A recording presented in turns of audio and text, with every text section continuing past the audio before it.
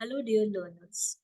आज मैं आपको बताना चाहूंगी कि आप अपनी वोकैबलरी को कैसे इम्प्रूव कर सकते हैं। वोकैबलरी को इम्प्रूव करने के लिए सबसे इम्पोर्टेंट चीज ये होता है कि हमें अपनी रीडिंग हैबिट को डेवलप करना। लेकिन काफी कैंडिडेट्स का ये मानना हुआ है कि जब वो रीडिंग करना शुरू करते हैं तो या तो वो बहुत ज्यादा बोर हो जाते हैं या फिर उनको इंटरेस्ट नहीं आता या उनके पास टाइम नहीं होता या जो भी वो पढ़ते हैं उसमें उनको काफी चीजें समझ नहीं आती। और यही एक चैलेंज होता है जिसकी वजह से वो इंटरेस्ट लूज कर देते हैं। बहुत सारे कैंडिडेट्स क्या करते हैं, बहुत सारे लर्नर्स क्या करते हैं कि वो स्ट्रेट अवे न्यूज़पेपर रीडिंग से अपनी स्टार्टिंग करते हैं, जो कि एक सही चीज नहीं है। अगर आप बिगनर हैं तो आपको जो रीडिंग पैसेजेस चूज करने चाहिए वो सिंपल रीडिंग बुक से शुरू करनी चाहिए, जैसे कि स्टोरी बुक्स हो गई या कोई भी ऐसा आर्टिकल हो गया जो आपके इंटरेस्ट का हो। फॉर एग्जाम्पल, किसी को अगर स्पोर्ट्स में इंटरेस्ट है तो वो स्पोर्ट्स से रिलेटेड कोई आर्टिकल पढ़ सकता है, किसी को फैशन में इंटरेस्ट है तो फैशन से रिलेटेड आर्टिकल पढ़ सकता है, किसी को पॉलिटिक्स में इंटरेस्ट है तो पॉलिटिक्स से रिलेटेड वो पढ़ सकता है।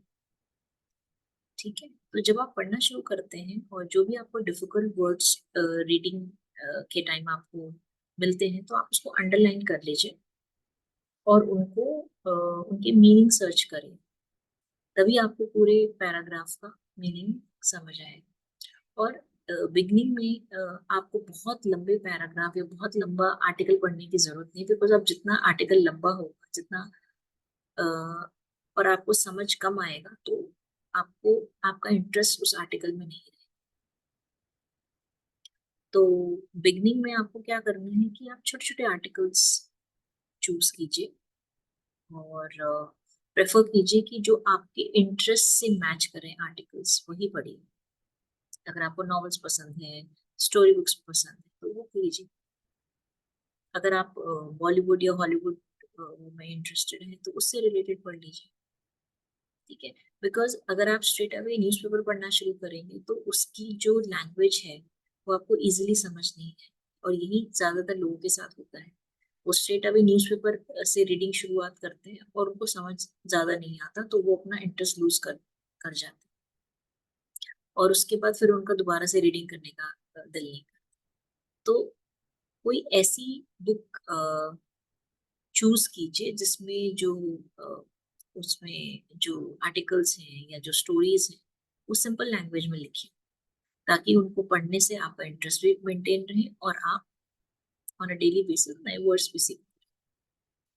अब जो आप नए वर्ड्स सीखते हैं उनको आप एक डायरी में नोट कीजिए, उनका मीनिंग देखिए, उसका मीनिंग उस डायरी में लिखिए और उसके बाद एक सेंटेंस उसका जरूर बनाइए। और सेंटेंस वैसा बनाइए जो कि आप अपनी डेली लाइफ में उसको यूज कर पाए। तो अगर आप उस टाइप का सेंटेंस बनाएंगे जो आप डेली लाइफ में यूज कर पाए तो वो चीज आपके लिए बहुत ज्यादा बेनिफिशियल है। क्योंकि जब आप डेली यूज में अ, होने वाले सेंटेंस आप क्रिएट करते हैं तो वो जो वर्ड है, जो नया वर्ड है, वो ऑटोमेटिकली आपके माइंड में रिटेन हो जाए और उसको आपको रिकॉल करने में जरा भी डिफिकल्टी नहीं। दूसरी चीज ये है कि आपको कंसिस्टेंट रहना है इसमें। अगर आपको आपको सीरियसली अपनी वोकैबुलरी इंप्रूव करनी है तो आपको कंसिस्टेंट रहना है।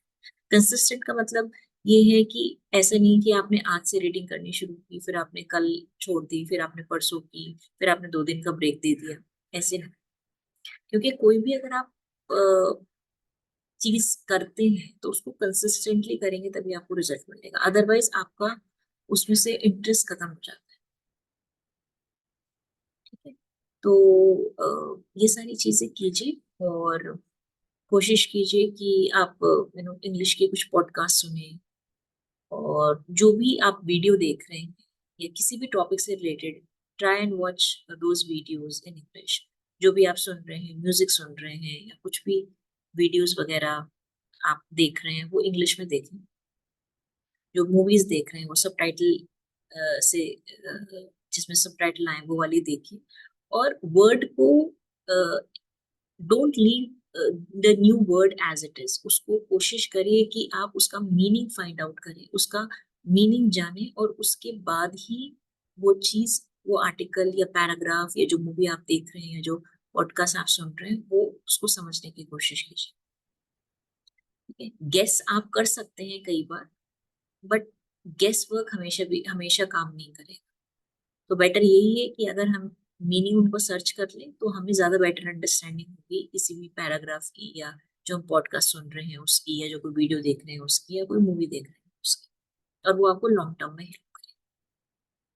सो आई होप जो मैंने आपको आपके साथ टिप्स शेयर किए हैं वो आपके लिए यूजफुल रहेंगी, और आप इस चीज को इम्प्लीमेंट करेंगे। एंड आई होप कि अगर आप ये सारे टिप्स फॉलो करते हैं तो डेफिनेटली आपकी वोकैबुलरी तो इम्प्रूव होगी ही होगी।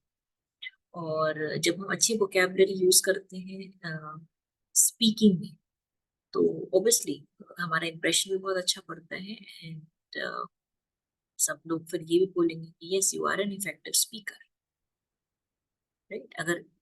अगर करेक्ट ग्रामर के साथ अगर हम वोकैबुलरी उसमें एड ऑन कर दे, so it's like a cherry on the cake.